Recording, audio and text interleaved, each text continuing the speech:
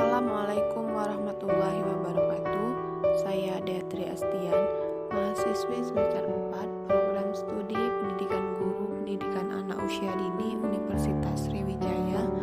Baiklah, di sini saya akan menjelaskan materi mengenai prinsip-prinsip belajar dan pembelajaran di PAUD untuk memenuhi ujian tengah semester pada mata kuliah belajar dan pembelajaran anak usia dini yang diampu oleh Ibu Dr. Sri Sumarni MPD dan Ibu Dara Zulaiha MPD. Menjelaskan terlebih dahulu yaitu pengertian prinsip. Nah, kata prinsip berasal dari bahasa Latin yaitu asas atau kebenaran yang menjadi pokok dasar berpikir, bertindak, dan sebagainya. Prinsip merupakan sebuah kebenaran atau kepercayaan yang diterima sebagai dasar dalam berpikir atau bertindak. Pengertian pembelajaran. Menurut Nasution, pembelajaran sebagai suatu aktivitas mengorganisasi atau mengatur lingkungan sebaik-baiknya dan menghubungkannya dengan anak didik sehingga terjadilah proses belajar. Sedangkan menurut Gulo, pembelajaran sebagai usaha untuk menciptakan sistem lingkungan yang mengoptimalkan kegiatan belajar. Nah, jadi dapat disimpulkan bahwa prinsip pembelajaran adalah landasan berpikir, landasan berpijak dengan harapan tujuan pembelajaran tercapai dan tumbuhnya proses pembelajaran yang dinamis dan terarah.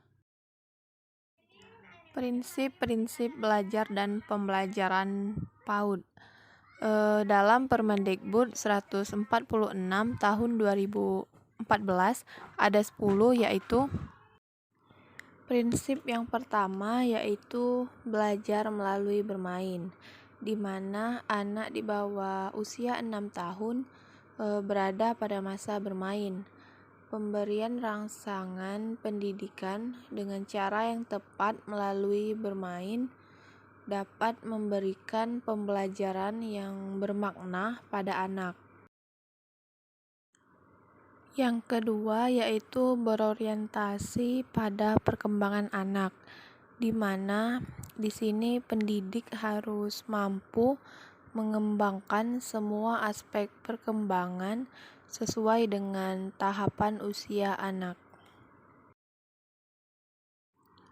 Yang ketiga yaitu berorientasi pada kebutuhan anak, di mana di sini pendidik harus mampu memberi rangsangan pendidikan atau stimulasi sesuai dengan kebutuhan anak, termasuk anak-anak yang mempunyai kebutuhan khusus.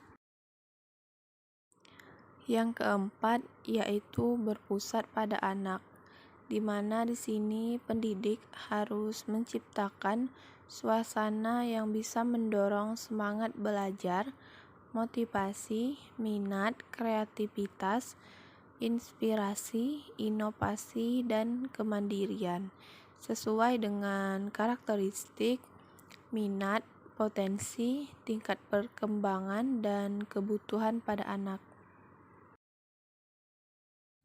Yang kelima yaitu pembelajaran aktif, di mana di sini pendidik harus mampu menciptakan suasana yang mendorong anak aktif mencari, menemukan, menentukan pilihan, mengemukakan pendapat, dan melakukan serta mengalami sendiri.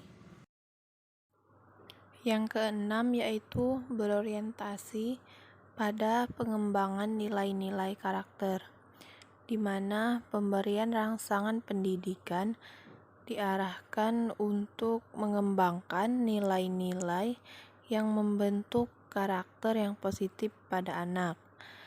Pengembangan nilai-nilai karakter tidak dengan pembelajaran langsung, akan tetapi melalui pembelajaran untuk mengembangkan kompetensi, pengetahuan, dan keterampilan, serta melalui pembiasaan dan keteladanan.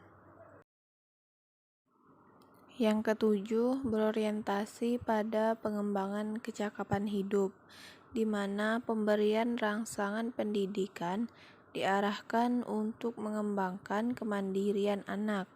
Pengembangan kecakapan hidup dilakukan secara terpadu, baik melalui pembelajaran untuk mengembangkan kompetensi pengetahuan dan keterampilan maupun melalui pembiasaan.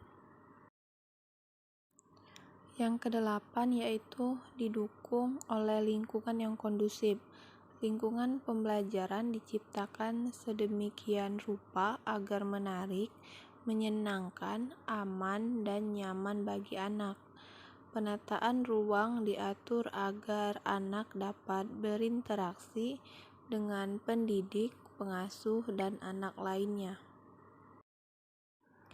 Yang kesembilan yaitu berorientasi pada pembelajaran yang demokratis, di mana pembelajaran yang demokratis ini sangat diperlukan untuk mengembangkan rasa saling menghargai antara anak pendidik dan antara anak. Prinsip yang ke-10 atau yang terakhir yaitu pemanfaatan media belajar, sumber belajar, dan narasumber, di mana penggunaan media belajar, sumber belajar, dan narasumber ini yang ada di lingkungan PAUD bertujuan agar pembelajaran lebih kontekstual dan bermakna, termasuk narasumber adalah orang-orang dengan profesi tertentu yang dilibatkan sesuai dengan tema, misalnya yaitu dokter, polisi, nelayan, dan petugas pemadam kebakaran. Baiklah, mungkin itu saja penjelasan dari saya. Saya akhiri. Wassalamualaikum warahmatullahi wabarakatuh.